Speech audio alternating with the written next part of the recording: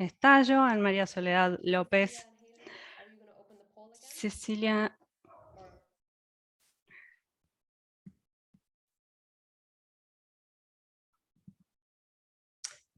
Bueno, quiero mencionar Well, otra vez que este curso I would like to mention again that this course is in collaboration with the IAI, PAHO, and you can select the language you want to listen in. You can choose the interpretation into English or to listen in Spanish. This week, we're going to focus on vector-borne diseases and zoonosis with Dr. Elizabeth Estallo and Dr. Maria Soledad Lopez. Next week, we're going to discuss data collecting and surveillance on health adaptation for climate change, and the following one, regional recommendations for climate change in public policy. If you have missed any of the previous sessions, you can see all the recordings in the course website, as well as any materials and publications shared with us by the speakers. I remind you that this is a 90-minute session. We're going to first have 60 minutes of content by Dr. Estallo, and then 30 minutes with Dr. Lopez, and then a short Q&A session. This session is recorded and will be posted on the website within 12 hours. And you can also see the course slides. This is the website that many of you are already familiar with. And now I'm going to introduce our colleague, Dr. Elizabeth Estallo. I'm going to stop sharing the screen. Dr. Estallo currently works at CONICET, the National Scientific and Technical Research Council in Córdoba, Argentina.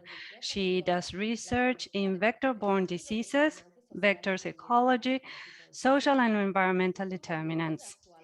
Her current projects involve social and environmental determinants on vectors such as Phlebotomina, Triatomina, and Culicidae. She is a Nat Geo explorer studying hot islands, regulating ecosystem services and mosquitoes, focusing on public health issues. And also with us is Dr. Maria Soledad Lopez, who graduated in biodiversity from the National University of Litoral in Argentina. She is currently studying an associate professor at the Center for the Study of Climate Variability and Change. She is research in the area of climate services applied to public health, particularly the study of vector-borne diseases, mainly linked to climate. In the past years, she has participated in scientific projects and publications about climate and environmental indicators of the presence of dengue and other diseases in central Argentina. Her research is aimed at providing information that can be applied in the development of public health policies. Thank you, and Dr. Estallo, I give you the floor. Good morning, everyone. It's a pleasure for me to be sharing this information with the health community. I'm going to start sharing the screen.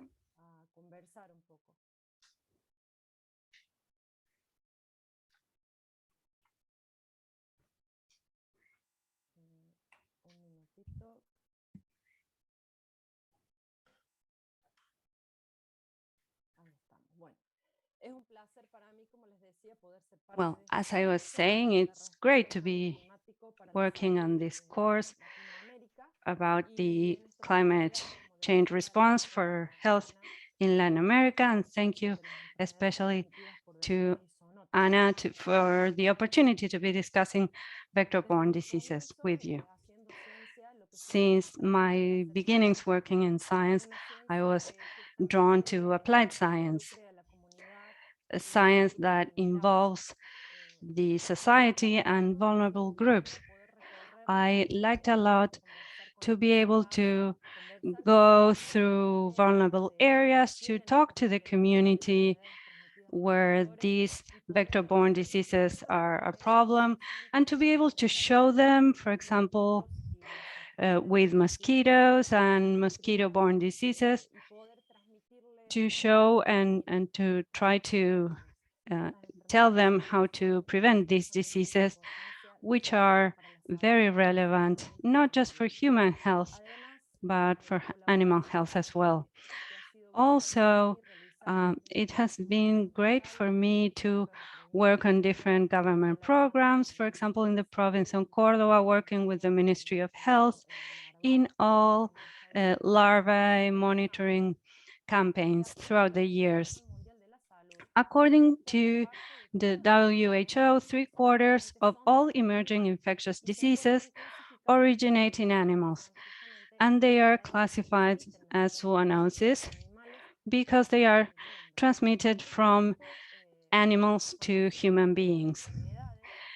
Zoonoses are a group of diseases that are transmitted to humans through direct contact with an infected animal, through bodily fluids such as urine or saliva, or through the presence of an intermediary such as mosquitoes or other insects. These can also happen as well when meat that hasn't followed the sanitary corresponding health controls, or by eating fruit that hasn't been, fruit or vegetables that haven't been washed. This connection between domestic animals, wild animals, and human beings makes that these diseases from animals are more frequently transmitted. And so we have this arising concept of One Health that is some decades old, but is becoming more relevant because of COVID, this pandemic that we have been living with for a couple of years already. And this One Health concept takes into account the interactions between human health, animal health, and the ecosystem.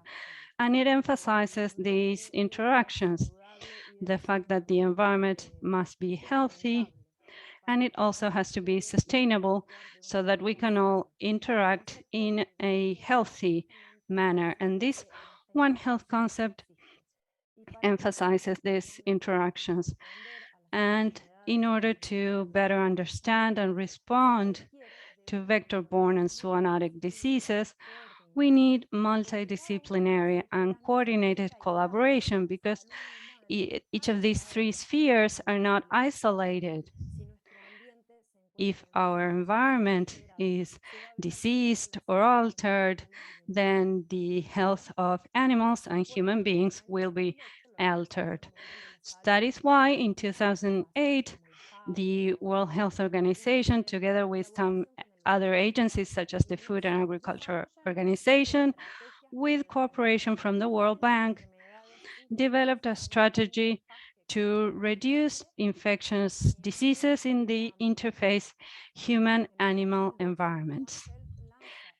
In 2012, One Health launched a global network with the aim of improving health and well-being through preventing risks and the mitigation of the effects of the crisis that originate at the interface between humans, animals, and the environment, emphasizing the need for a sustainable environment.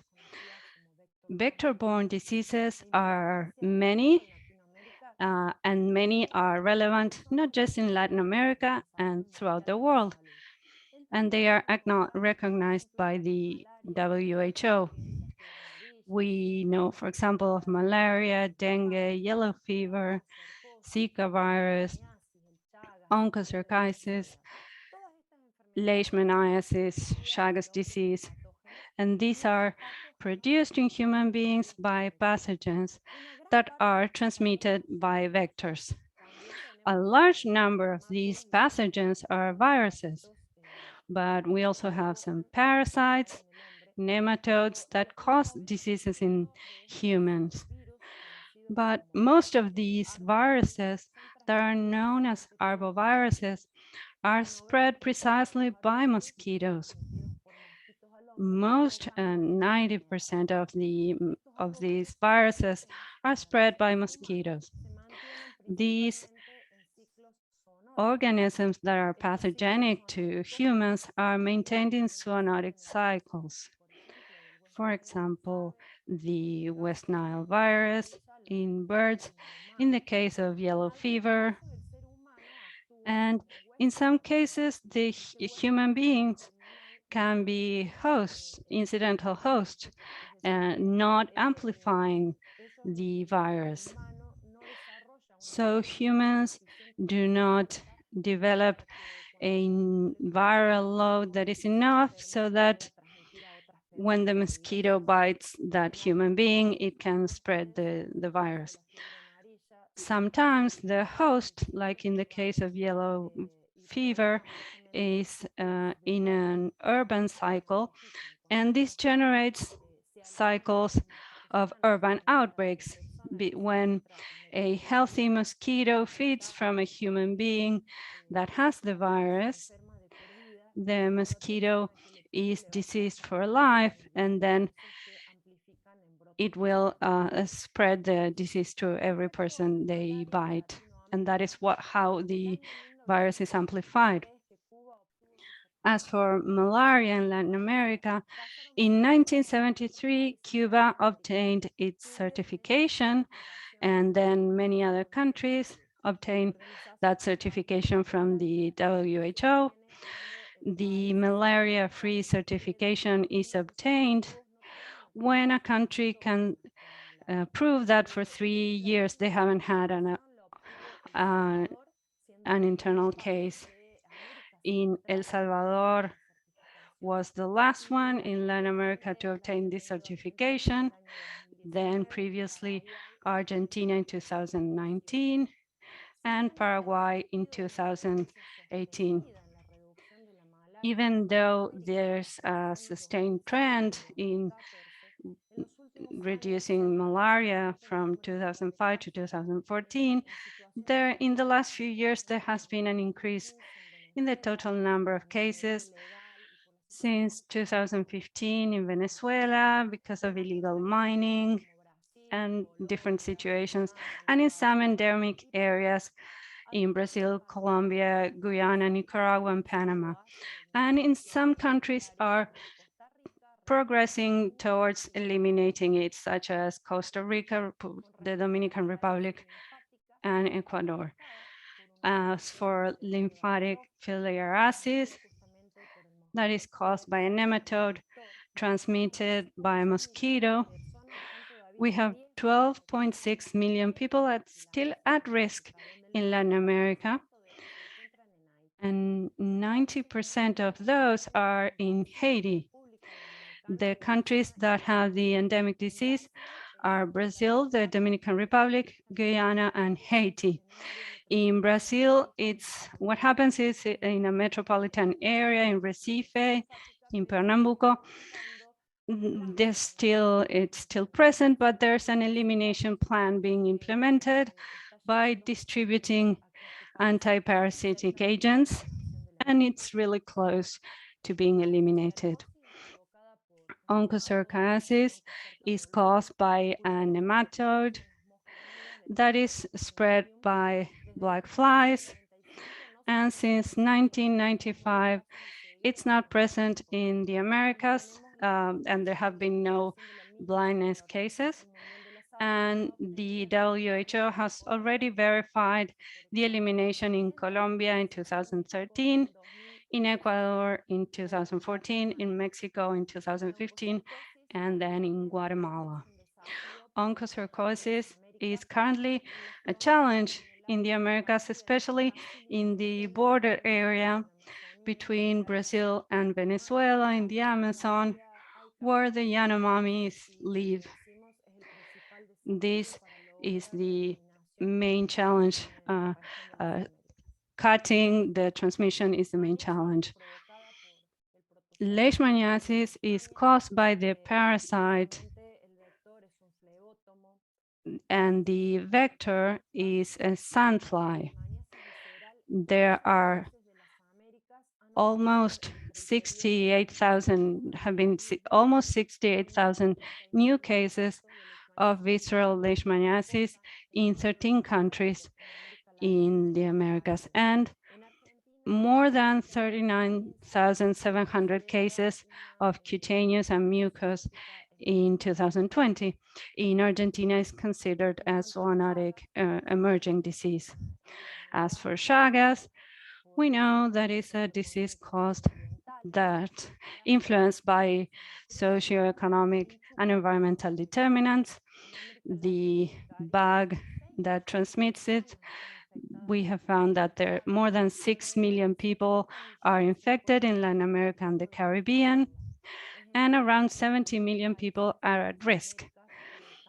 It's endemic in 21 countries in the Americas, so this is also a big challenge.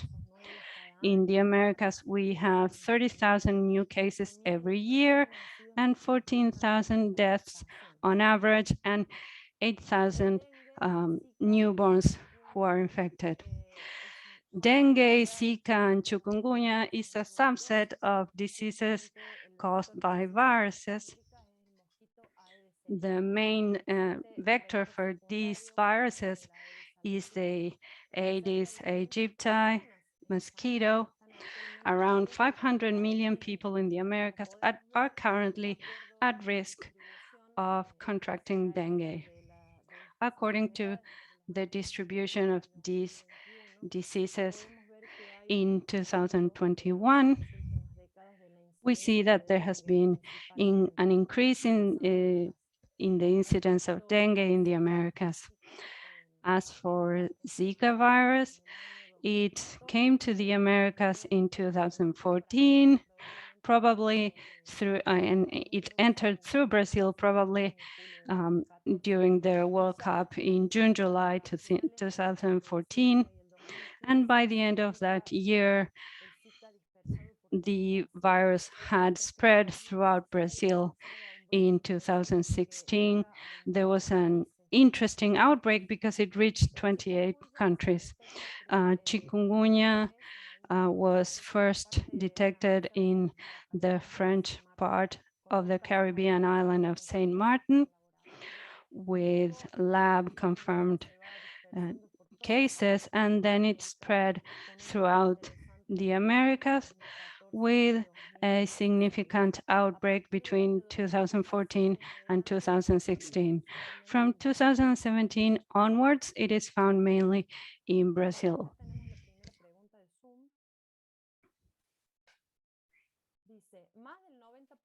Over 90% of the arbovirus is communicated by tick mosquitoes or phlebotoms.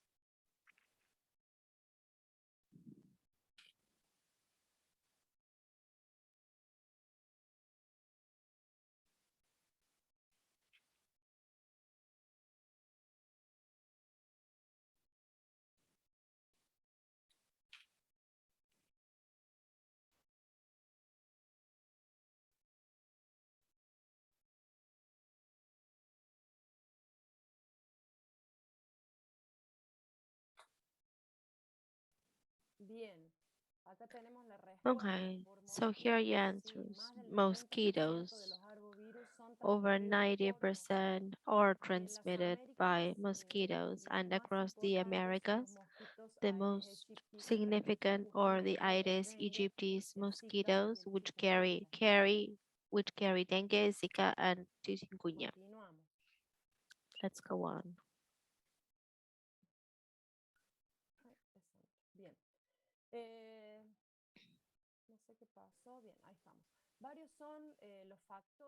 There are several factors that will promote vector-borne diseases. There are multiple factors: socio-demographic factors, climate, environmental. For example, the impact of human activity like urban development, building infrastructure, an increase in the population in urban areas at a very fast pace in a disorganized manner, leading to a water scarcity of drinking water, forcing people to store water in open cap containers, which will promote the growth of new vectors, inappropriate waste collection, and there are many containers used, disposable containers that will result in breeding grounds for further mosquitoes. There are more larvae habitat available for mosquitoes like Aedes aegyptis in Cordoba city, for example, where I live in the center of Argentina. Aedes aegypti and Culis isifasiato share artificial breeding grounds, and they breed, lay eggs in natural environments in addition to coexisting with the Aedes aegypti mosquito. Some of the activities that will promote the loss of biodiversity are factors that favor vector-borne diseases and zoonotic diseases, for example, deforestation, building dams. There is a loss of habitat, and this will affect biodiversity, and the time space pattern favor more larvae habitat. Deforestation, for example, in the case of deforestation, there are several studies in Brazil where it's been observed that a 10% increase in deforestation will lead to a 3.3 increase in the incidence of malaria. When deforestation takes place, it seems that we are creating the ideal habitat for mosquitoes to reproduce.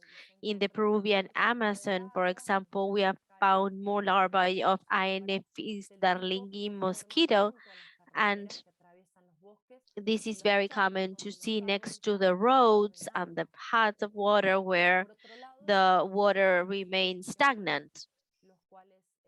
International traveling will lead to a constant exchange of people around the world, and these, of course, will favor zoonotic vector-borne diseases.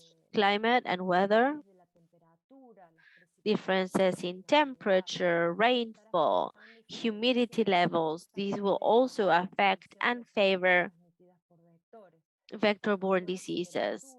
Temperature, for example, it will affect stings, reproduction, survival of these vectors, but also of the pathogens that they transmit. Rainfall patterns have a very strong impact, which is more evident, for example, when it comes to mosquitoes that have water stages in their development. Although humidity will also affect mosquitoes, it is more directly linked to vector-borne diseases without aquatic state like flies, sandflies, tick. These will affect the interannual and weather seasons in the incidence of the different diseases. Climate change, a direct result of human activity, enables and promotes vector-borne diseases as it generates changes in environmental processes, leading to an increase in temperature, changes in rainfall patterns, which at the same time will lead to favorable environmental environments for vectors and pathogens in the warm areas around the world, as it happens in Cordoba. Second Zoom question.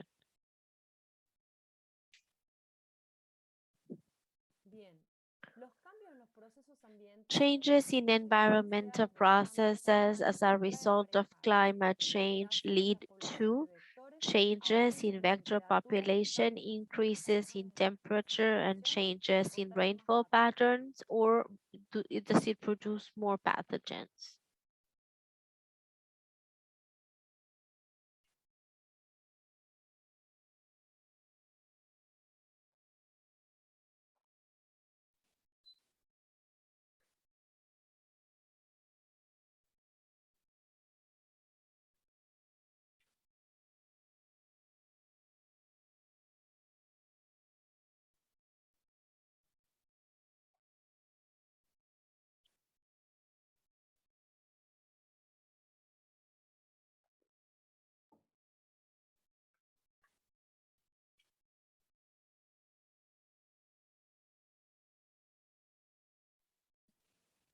Bien. Bueno. Okay. Justamente los cambios en los procesos ambientales como Changes in environmental processes as a result of climate change aumentan en las will lead to increases in temperature and changes in the rainfall patterns, which will in turn lead to alterations in vector population. And of course, as you can see on the screen, these were the two most popular answers. And of course, as a result of this, if we have more vectors around, more availability of the and alterations in the populations, these will lead to more pathogens as well. But let me just stress that changes in environmental processes lead to an increase in temperature and changes in rainfall patterns. Environment and changes will have a strong impact on the distribution and abundance of species, not just vector species, but also the pathogens that these species will transmit and carry to mankind and causing outbreaks and even pandemics. According to the latest IPCC report, we can observe potential changes in the prevalence of vector-borne diseases due to climate change. The IPCC has reported some concrete examples for Latin America showing the effect of climate variables, mainly rainfall and temperature. So it's been reported for Central America, for example, in Honduras, that rainfall and relative humidity have a positive correlation with the severe dengue cases. In Costa Rica, temperatures and rainfall have a correlation with rabies outbreaks and mortality in a period from 1985 to 2016. It's a large period in Costa Rica. We've also observed that Leishmania incidents showed 3-year cycles associated to changes in temperature, and in Panama, rainfall was associated with an increase in malaria cases across indigenous and highly vulnerable populations, populations living under the line of poverty, and islands that were affected by the increase of sea level. In South America, the increase of the populations transmitted by vectors could be associated to changes in rainfall and minimum temperatures during El Nino events.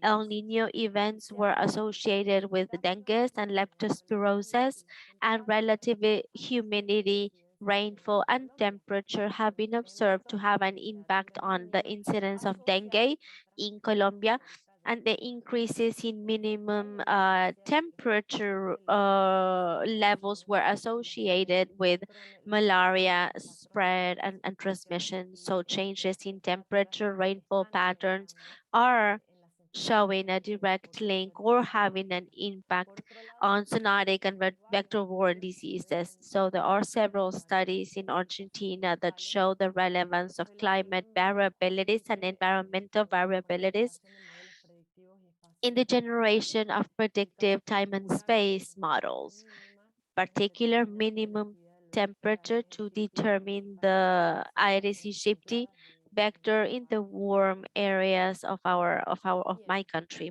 My country is Argentina. Vector-borne diseases, like the vectors that carry them, change their time and space patterns over the years. This is very clear in the Aedes aegypti distribution. At the beginning of the 20th century, by 1930, it was spread across Latin America. Around 1947, with the help of PAHO, a campaign was launched to eradicate the Aedes aegypti vector in the Americas, and it was successful. We were able to eradicate it in almost every country, but after the campaign, for different circumstances, countries began infecting one another, and probably because there was a lack of control of this vector in the Americas and a lack of campaigns, And over the years, this has led to a recolonization. In 1986, Aedes aegypti was reintroduced into Argentina, and by 1997, we are already showing the first cases to the north of Argentina, to the north of the country, in Paraguay, in Bolivia. And in 1998, there was a significant outbreak in the north of Argentina. And in 2009, the outbreak of dengue reaches the central area of our country, a more temperate areas. Aedes aegypti in Argentina, up until the year 2000, it would reach 35 degrees south, but this distribution is continuously expanding. This map is a 2008 map showing a distribution of Aedes aegypti and Aedes arupitu here in the northeast, in the province of Misiones. But by 2010, we've seen records of the vector in different areas with a higher latitude, 38 degrees south in the city of Neuquén. There are records, but that doesn't mean that the populations have established here, but the vector activity records do show that the distribution is constantly expanding. This is the result not only of climate, but the movement of people, particularly a passive movement of people and communication routes between the different provinces and the different countries. By 2020, we have a very recent study showing the activity of Aedes aegypti in the south of Argentina, in San Antonio, to the south of the province of Rio Negro, and showing a well-established population in Tandil to the south of Buenos Aires, and researchers conducted different sampling activities, and they found Aedes aegypti's eggs across the city over a quite interesting period of time. So we could say that the Aedes aegypti's population is established in this area. And what is interesting is Tandil in Buenos Aires shows the coldest average temperature between 14 and 17 degrees. So that shows how adaptable the vector is as well. The dengue outbreak reached the center of the country, the temperate area, in 2009. And after the 2009 outbreak, we can see, well, that these data in particular are for the city of Cordoba. There was an increase in dengue prevalence or incidence from 2009 to 2016, which were the data used for that particular publication. It is essential, therefore, that we understand how climate affects directly or indirectly the vector population, and of course, it will affect the pathogens that they carry. Studying climate variability through changes in the environment and how they affect pathogens and the prevalence of these potential diseases, we need to establish the potential connections between climate change and the impact on health. Therefore, it is essential that we learn about the environment, the seasonal dynamic, meteorological data monitoring, vector surveillance. Ili, do you mind speaking up a bit? It is also important for surveillance programs. I mean, this is important for surveillance programs that we learn about our environment, the seasonal dynamic, meteorological data monitoring, and surveillance of the vector and human behavior. After the 2009 outbreak in Córdoba, a research center, the research center I work with, and the epidemiological area of the Ministry of Public Health of the province of Córdoba cooperated in a study from 2009 to 2018 monitoring larvae. With a research perspective, we make our contribution in designing a study to analyze the distribution across the city of Cordoba. We visited 600 houses a month, and we did this every year in the period of November to May. We carried out this study from 2009 to 2018. So larvae monitoring allowed us to learn the dynamic of the vector, and together with the larvae monitoring, we placed traps to learn how the vector behaves through the position of female samples. We did so from 2009 to 2013.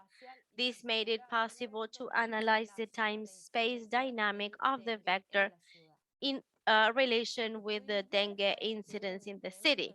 What we observed is there is an increase in the number of households with young stages of these vectors through the period under study, and we observed in 2009 5.7 percentage of households that were positive, and this number already increased to 15.4% in the 2017-16 period.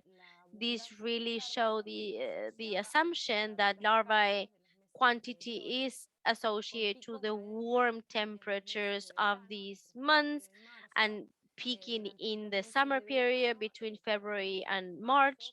And in March, we've seen an entry of these imported cases followed by another peak in the spread of local dengue in April.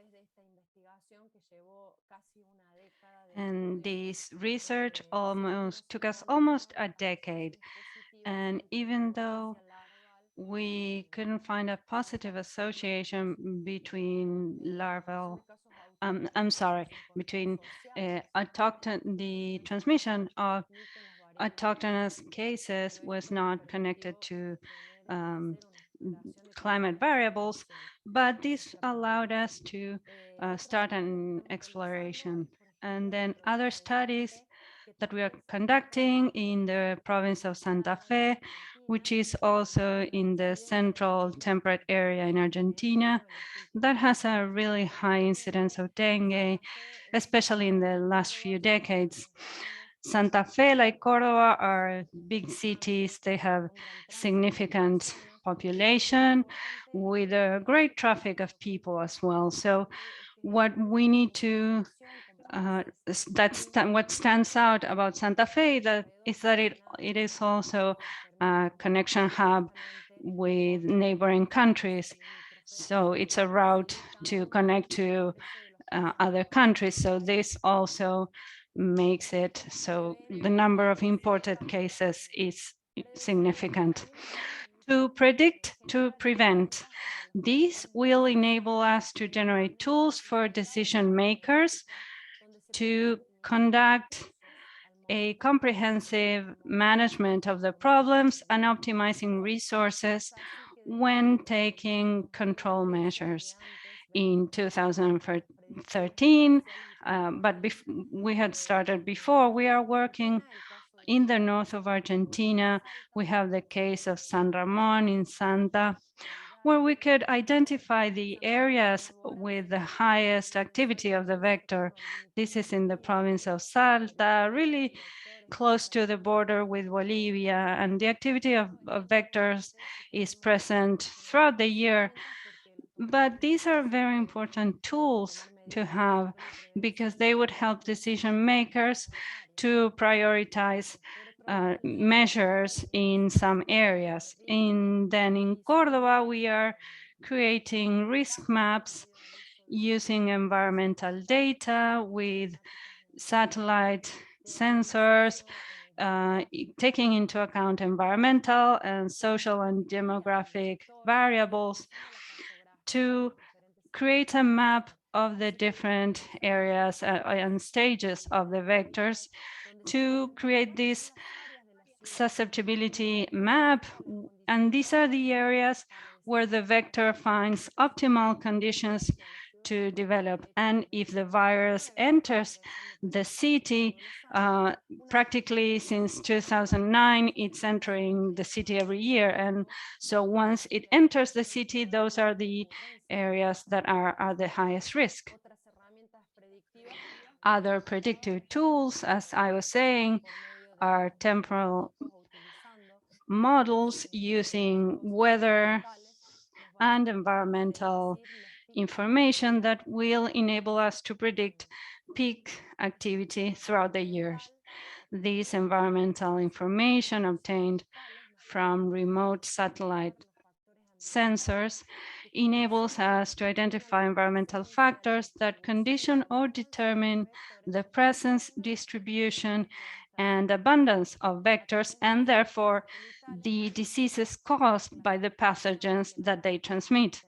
And from that information, we have different classifications, and we can calculate indices with vegetation, and also have information such as surface temperature to feed into our predictive models to know not just in the space, but also in time, what is the evolution of vectors.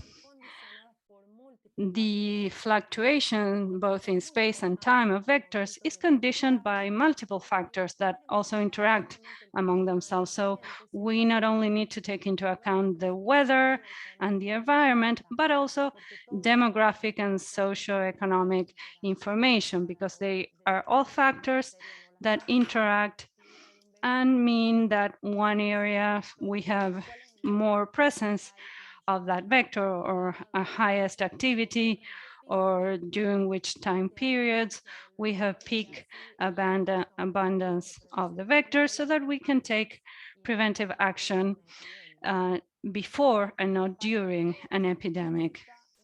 And for this, we need close cooperation and collaboration with policy makers and decision makers that work in the area of health to guarantee that this new knowledge that is generated by researchers can be put into practice.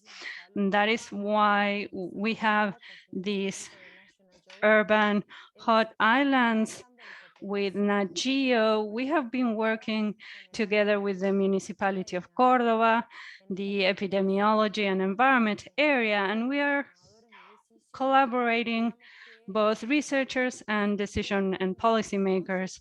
And we hope that the results from this project will be available for decision makers and that they can be useful to have a more sustainable city, a healthier environment, and to have a better health for the population as well. Because this project, we're not just studying hot islands in the city, but also the biodiversity of mosquitoes in the city of Córdoba and the connection between the different species of mosquitoes, especially those of healthcare relevance, like Aedes aegypti, and the connection between them and the vegetation as well, to create cool islands in the city and the hot islands that are generated. That is precisely because in this global climate crisis that we are, it's important to work for scientists and decision makers to work together to understand how the climate affects the dynamics of transmission, as well as the distribution of vector populations and the transmission of diseases caused by the transmission of pathogens to human beings. So we need to provide the information for decision makers so that they can take that and apply that. That is why the articulation and coordinated work in multidisciplinary groups is so important. Thank you very much for being here today, listening to a bit of what we do. Thank you very much, Dr. Estallo. We have a lot of great questions. I thank the audience for their participation. First, we're going to listen to Dr. Lopez, and then we will have some time to answer some questions. Dr. Lopez, I give you the floor. Well, good morning, everyone.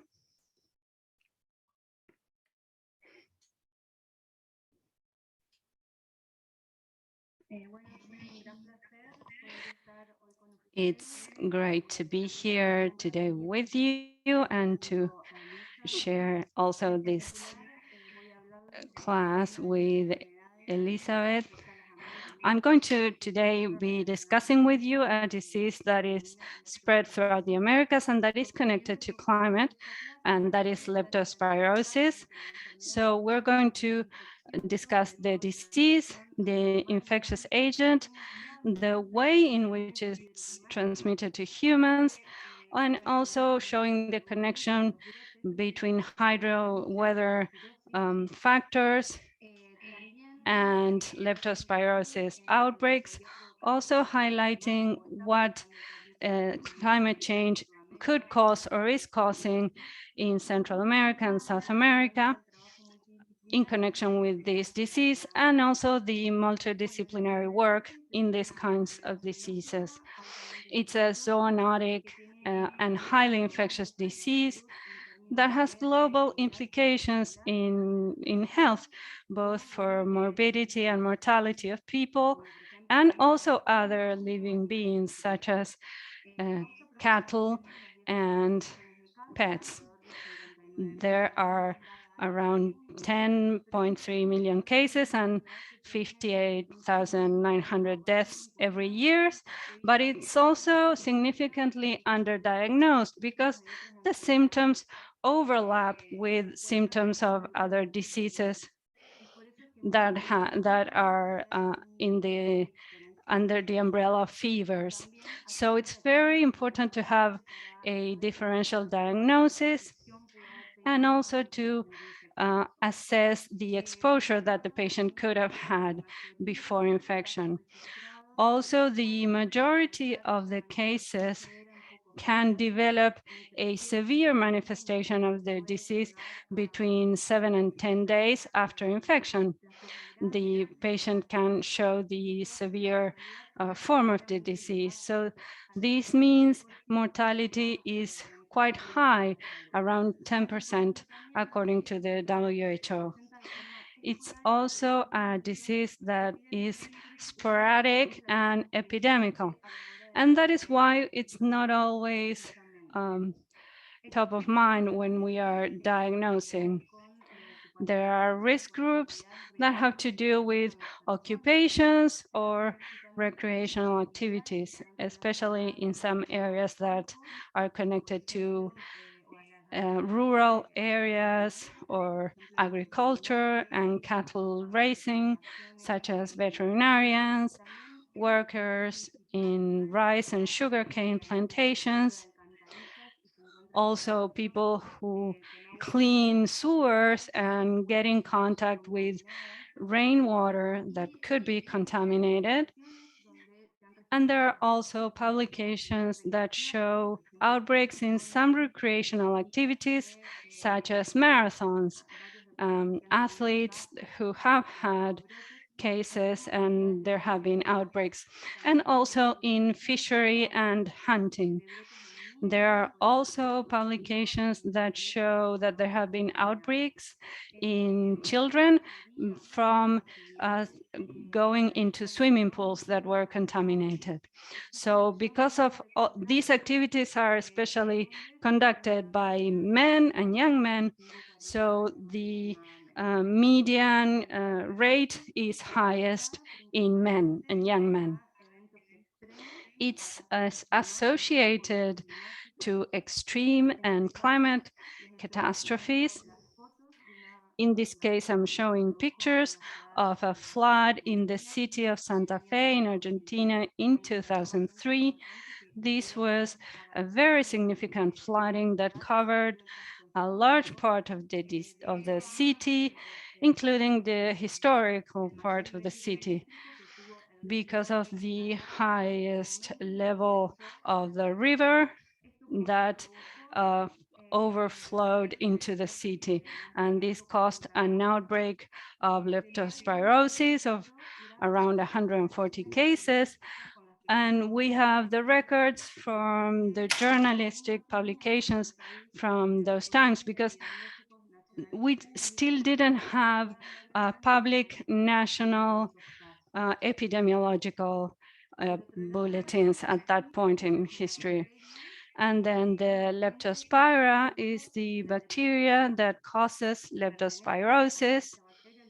It's of the genus Leptospira, and it has 13 species that are pathogenic, so that they transmit the disease.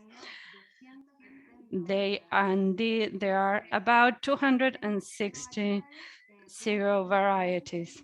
They can be different, or they can vary in space and time. They can be different in geographical areas, but also in one geographical areas, we can have one predominant variety at one time, and then at another point in time, we have a different one. That is why it's very important to do the surveillance of this pathogen to know which variety is present at a certain point in time at a certain place. The main reservoir of these bacteria are rodents, some that are autochthonous or some that could be considered exotic, such as moose and rattus, the genus, but also some that are indigenous to South America, such as Captoremus, Acodonus, and Oligorsimus. And they can shed, when they are infected, they can shed the leptospirosis throughout their lives. Other possible reservoirs can be domestic animals, such as dogs and cats, and cattle, such as cows and other farm animals. In this case, they do suffer the disease, especially the reproductive effects. So they have miscarriages and fetal death. This is very significant for taking into account the economic factor, especially in countries in a country such as ours that has a great dependence on agriculture and cattle raising, in the province of Buenos Aires especially, where there is an important presence of leptospirosis. So vaccination of those animals is a very significant form of prevention to reduce those losses, and also indirect prevention from infection to human beings. And finally, human beings end up being an accidental host of leptospirosis. They contract the infection through contact with the urine of infected animals, infected reservoir animals, and it can also contract it through contact with contaminated water, water that is contaminated with urine from infected animals, but also eating vegetables or fruit that have been contaminated. There are publications from Brazil reporting outbreaks caused by people who have eaten contaminated food. In humans, just as in reservoirs, the leptospira deposit in renal tubes, so where they reproduce and can affect other organs and are shed through urine. Here we're going to have a first little break to ask the first question, and that is whether infected rodent can shed leptospirosis throughout their life. Is this true or false?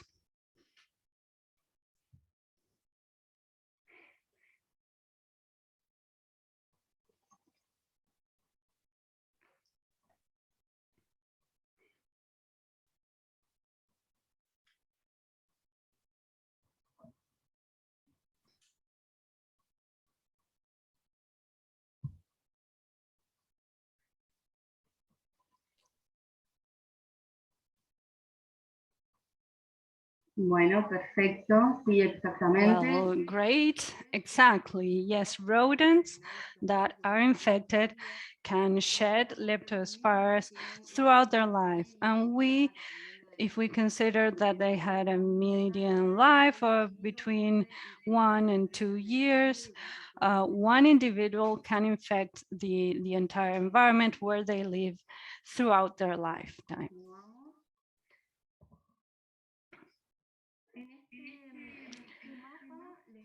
This map shows the distribution of leptospirosis outbreaks throughout the world based on a literary review that looked at the period between 1970 and 2012 and found 318 outbreaks in the world that are distributed in the intertropical areas. And most of the outbreaks were in Latin America and the Caribbean, 82%. And then about 70% in Latin America, then less than 30% in Southeast Asia. Around 27 outbreaks take place a year, and these outbreaks had a mean 82 cases a year on average, and about 82 cases per outbreak on average. But some countries had more cases. The maximum recorded was 253, and those were in countries close to the tropical areas. The reasons why these things happen, the conditions for an outbreak to occur, the main reasons are floods. And why this happens is that when there is a flood, the available habitat diminishes, and the available habitat, because it is reduced, they need to find other places, and so they get closer to the places where people live.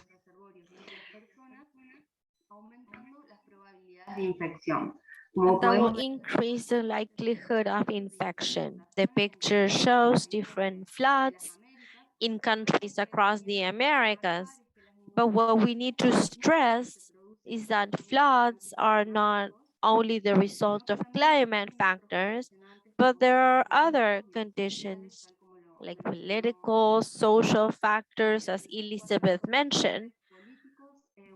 The political factors have to do how risks are managed, particularly in smaller municipalities, to address these frequent, ever so more frequent climate events, how we plan land use planning in a given city. And it is also associated to social factors like irregular settlements, how people settle in flood-prone areas. For example, the flooding area in rivers.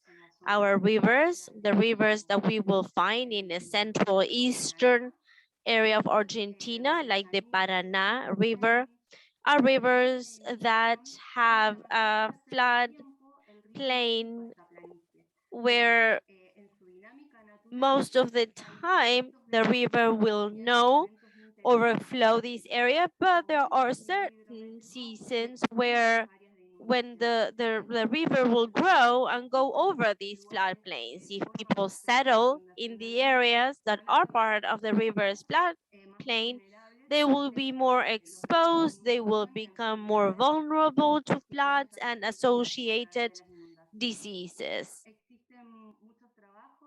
There are many papers across the world and in the Americas that have observed leptospirosis outbreaks after floods. Another reason why there could be a link between rodents and leptospirosis is an increase in the number of rodents. Why and what could cause this increase in the number of rodents? The study that you can see on screen, they carried out a literature review in the period from 1552 to 2002, a period of 450 years. Bamboo blooms right here in the black dots, and rainfall patterns or significant rain events that you can see as white circles on that map. The authors show how these two factors favor the food production or the availability of food for rodents, and this at the same time leads to more reproduction of the species and therefore an increase in number.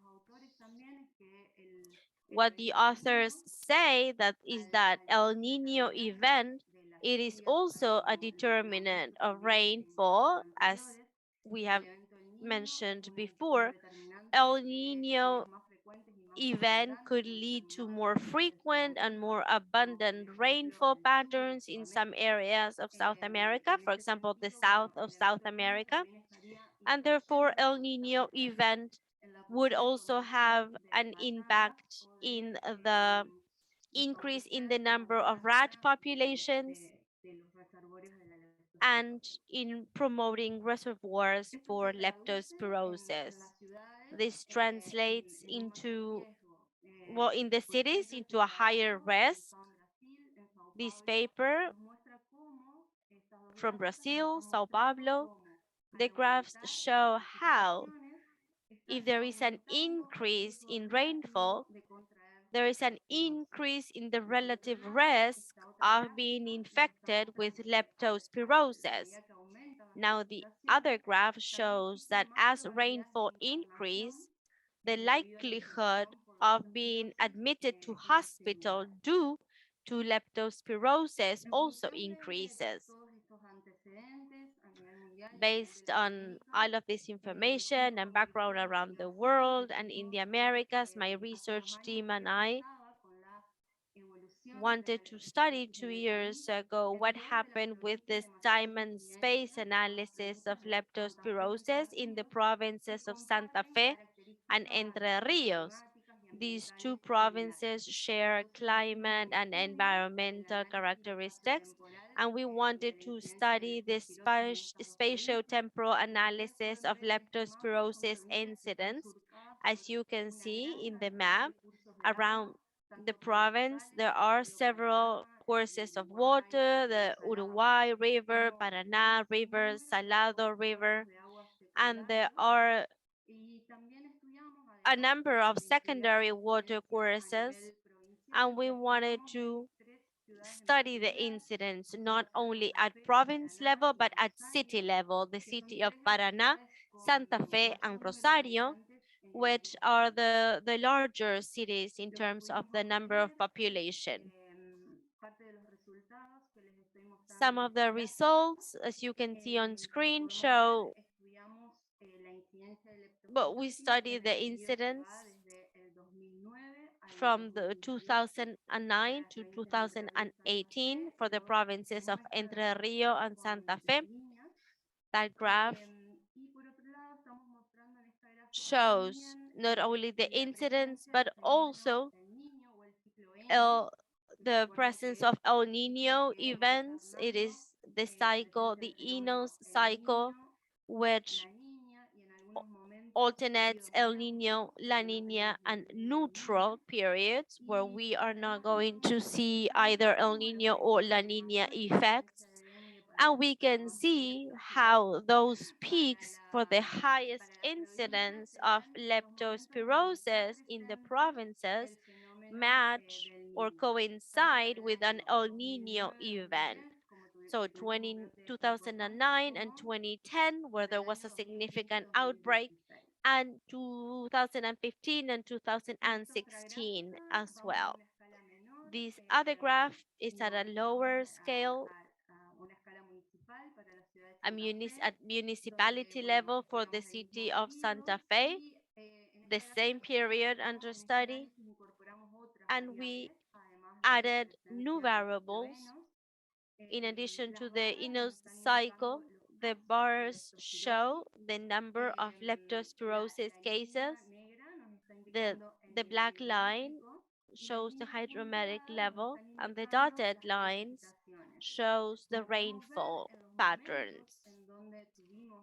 So as we can see, whenever there was an outbreak or an increase in the number of leptospirosis cases, was the same moment where several variables came into play: increase in rainfall, El Nino event, and hydrometric levels that were close or over the flood line.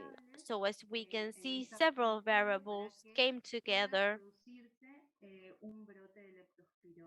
and which led to an outbreak.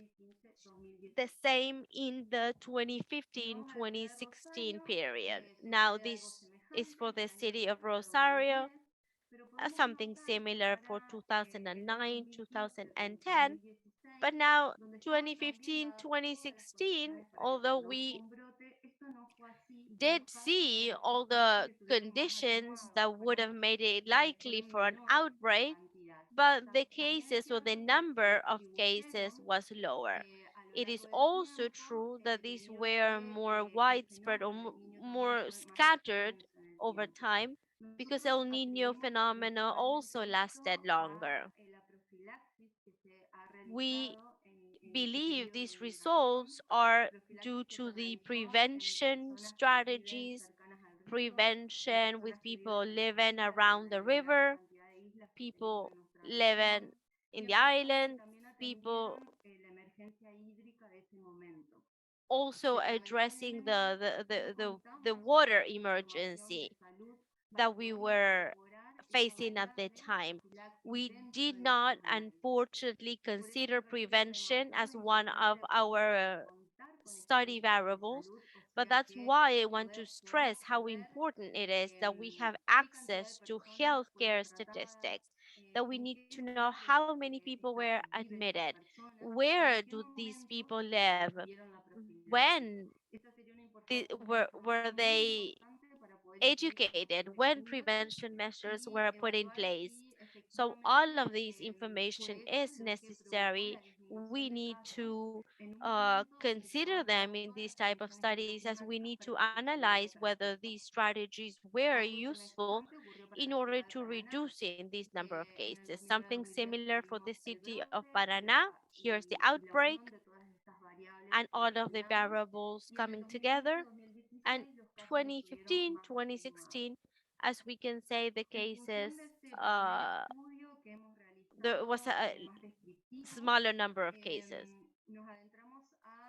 This is a descriptive study, and we designed a mathematical model based on an epidemiological model, which is the SEER model. It is very well known, very much used in the literature, and we adapted it from the 2007 YAPTO model. This involves a population of, well, human beings, vectors, And between human being population and the vector population, there is what we call the transmission rate, the leptospirosis transmission rate. Human population includes vulnerable and infected people and people who have recovered after an infection. The vector population includes susceptible vectors and infected vectors. And the transmission rate, which is a novel aspect of what we have included in the SEER model, hydroclimatic variables. For example, the distribution of rainfall across the region under study, and we also incorporated the flooded areas as determinants for the infection rate. So these were the flooded areas, and we considered three particular moments of the Paraná River: hydrometric level at a minimum, at an average, and a maximum. And through satellite images, we calculated the surface of the flooded area. We incorporated it to the mathematical model as a function, just as we also incorporated rainfall as a function. That picture shows the party of the model, the mathematical model for Santa Fe, Rosario, and Paraná cities. The dots show the observed data, and the curve shows the results of the model. The model observed relatively well, models the data, the observed data relatively well for the three cities where there was an outbreak. So we could say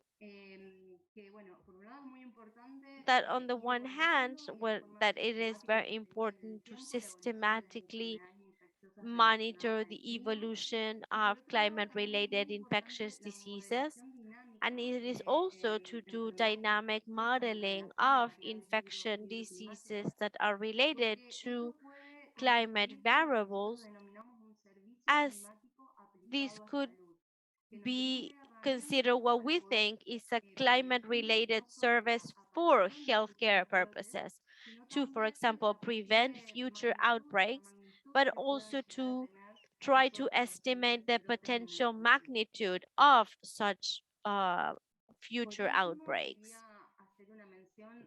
Finally, I wanted to make a quick mention with regards to climate change. According to the sex assessment report of the IPCC for Central and South America, it is stated that most of the regions in the Americas, the ones that you can see in red, will likely be affected by a higher frequency and intensity of rainfall, more frequent, more severe, leading to greater floods. If we consider this, which is actually already happening, and it is also expected for the future, it is very likely, like due to the characteristics of leptospirosis, that this is the ideal ground for it to continue to happen, and they will probably become more severe and frequent. Now, it is not just the weather, as I said before, that will condition an outbreak. There are social, political, and health factors that could also help us moderate the magnitude of any potential outbreaks in the future. So my second question is, have there been leptospirosis outbreaks in the area where you live?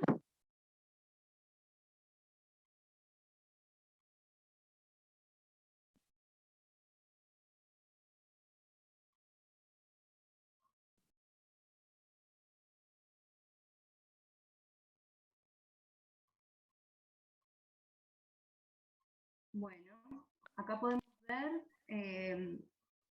que, bueno, la leptospirosis, muchas gracias por la información, nos sirve Thank muchísimo. you. This is very good information. Podemos ver, bueno, la leptospirosis quizás no es una de las enfermedades más importantes. Leptospirosis is one, might not be one of the most common diseases in the America, but it does have important characteristics that we need to consider. It is important that we should consider this as a possibility whenever we see a patient, whenever a patient is admitted, to try to make up for a more efficient diagnosis. Okay, so to wrap up, I want to well mention some recommendations and conclusions. We can say that leptospirosis is one of the main problems in the connection between animal, environment, and human beings, and we can address it from the One Health perspective, which is, well, our main focus when developing this epidemiological model. We wanted to consider these three factors.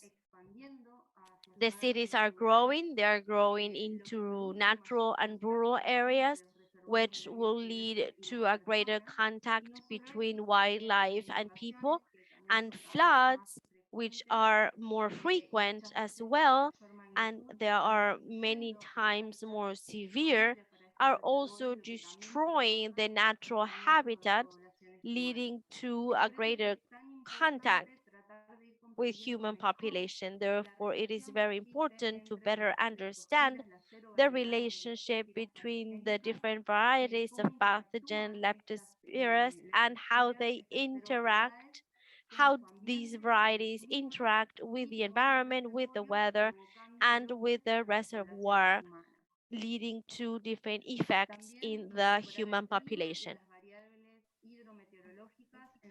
Also to include climate and weather variables in surveillance systems for zoonotic diseases and vector-borne diseases. And this can help us improve early detection of outbreaks.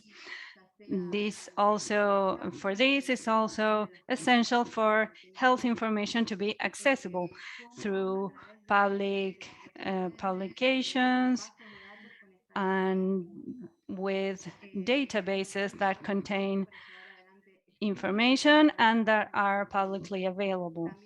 This will help us in the analysis, and it's also essential to work jointly and to have exchanges between the academia, the specialized researchers, and government systems of health, the environment, and weather. We also know that climate change is more and more rapid, so we need to create networks to work in an interdisciplinary manner to improve the way we approach these diseases. These are some references for this presentation, and thank you very much. And thank you as well for the organizers for inviting me. Thank you, Dr. Lopez. And now for the final minutes, we have a chance to answer some of the questions from the audience. We have some great questions. So now we're going to send most of those questions so that they can reply in writing and we can share that with you. First, for Dr. Estacio, you shared so many studies about vectors and virus. What changes or what response have you had from public administrations, and how has the interaction been in the interface science and policy in your group? Well, through the cooperation that we started in 2009 and until 2018 in the province of Córdoba, they have continued working with other organizations, not with us, but with other organizations in a multidisciplinary manner. So it's been positive. because I believe that decision makers need to take a multidisciplinary approach to understand and to approach different problems. As for the current project we are working on, we are in the development stage, and it has been really good, the interactions, because not only are decision makers interested in the results, but they are cooperating actively. They go out into the field with us, they provide the logistics for us, and that is very good that they get their hands dirty, so to speak, to work with us, because that is when they can really understand the problems before making a decision with the results available. Thank you, Dr. Estajo. Dr. Lopez, we had many comments in the chat about the under recording of leptospirosis cases. So perhaps you can discuss a bit the challenges and how we can strengthen surveillance in order to understand the behavior and to build tools for early detection.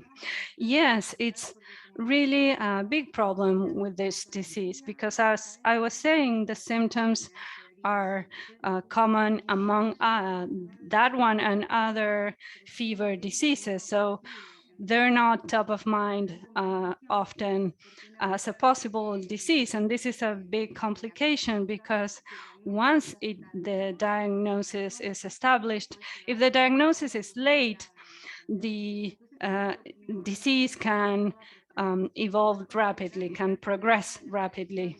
So this should be taken into account as an option for diagnosis, first of all. And also, as we know, there are different ways of detecting the disease. The final detection and diagnosis is done with cultures, but there are faster methods. So the idea for quick diagnosis, and this would improve the disease progression for the patient, and we can catch it in time. So there are other methods in serum. But most of all, my recommendation would be to remember that this is possible and to take this into account when diagnosing, because it has such a fast progression. Then if we have a late diagnosis, the patient has less chances of recovering fully. We also know that there are areas where cases are possible and situations when we have floodings, when we have large levels of rainfall. It's not just with river floodings, but also flash floods caused by rainfall, something that is happening often recently. We have heavy rainfall in a short period of time, so a city is covered in water. So this can also cause cases of leptospirosis. So we need to pay more attention as a healthcare sector to those climate or weather situations that make cases of leptospirosis more likely. And thus we're going to be able to slowly reduce cases and to be able to see the actual dimension and impact of the disease. Thank you, Dr. Lopez. And Dr. Estajo, I wanted to ask you briefly about your experience working in an area where dengue is emerging, which is different from working in an area where dengue is endemic. What recommendations do you have for citizens, for the public sector, or for scientists to work in areas where it is emerging?